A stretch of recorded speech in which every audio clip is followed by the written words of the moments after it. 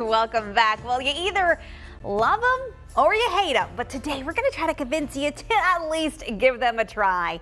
We have Ben Harder from Den Hill Farm and Fungi to give us all the dirt on growing mushrooms. Welcome, Ben. Yes, thanks for having me, Amanda. I'm so excited to be here. I'm so excited. So first, just tell us, how easy is it to grow mushrooms at home? Mushrooms are really easy to grow at home if you have a kit from us or learn how to grow them on straw or logs. All you have to do is open up one of these bags and expose it to oxygen and humidity by misting it. And then they immediately start pinning. This bag's probably been open for 2 days. 2 days? Yeah. And that's what it looks like after 2 days. It's already rolling. And these ones are pretty much almost ready to pick and have probably been open for 5 days, 4 or 5. Wow. They really fly this time of year in the heat. Oh my gosh. So how do you know when it's ready to pick? Pretty much when the gills or when the cap starts to curl up like these. Oh, I see. That is full maturity and ready to pick. When they're still curled up like these chestnuts and some of these shiitakes down front, they can go a little bit longer. But it's really up to you and how you like them. That's pretty cool. Yeah. So tell us, why do you love mushrooms? And how do you recommend folks to cook or eat them? Yeah, well, I love mushrooms because I saw the shiitake log fruiting, and it just blew my mind that they were making something out of nothing. Yeah, like a waste product. So cool. Yeah, it's awesome. And as a farmer, I just kind of wanted to roll with that and see what I could do, and started doing logs. And it's really just blown my mind the amount of stuff that you can do. And now that we have a lab, we can grow pretty much any type of mushroom there is. So it's really cool.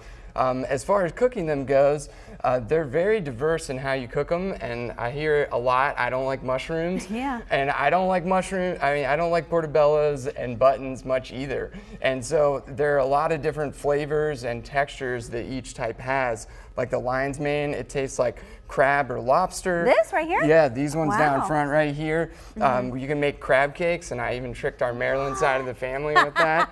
And then the chestnuts are crunchy when you cook them. It's really cool. They have like a different texture than a standard mushroom. Some important things about mushrooms: when you cook them, you can just pluck them off if you're growing them at home, but you have this base here with the wood left behind. You just want to trim that up and brush off anything that's not good to eat, any bugs, God forbid.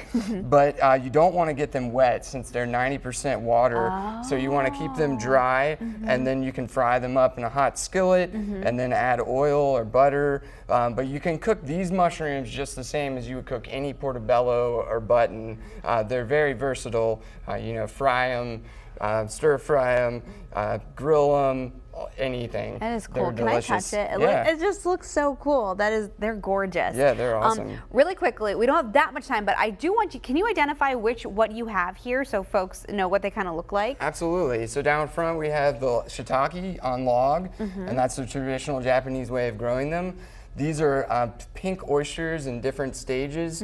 They're definitely the fastest mushroom. Then we have the lion's mane, which is like the crab and lobster, and chestnuts.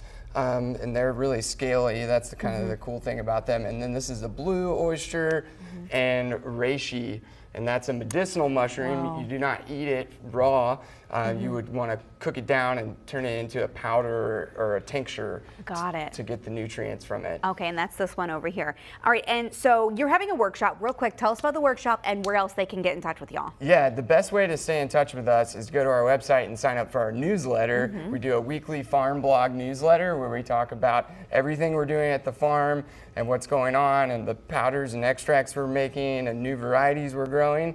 And then we also are at the Blacksburg and Grandin Farmers Market every Saturday year-round, and we're doing the Blacksburg Farmers Market on Wednesdays through the summer. Okay, very cool. And that workshop coming up next month? Yes, we have a September 17th workshop on oysters and straw bags where you can learn the backyard way of growing these.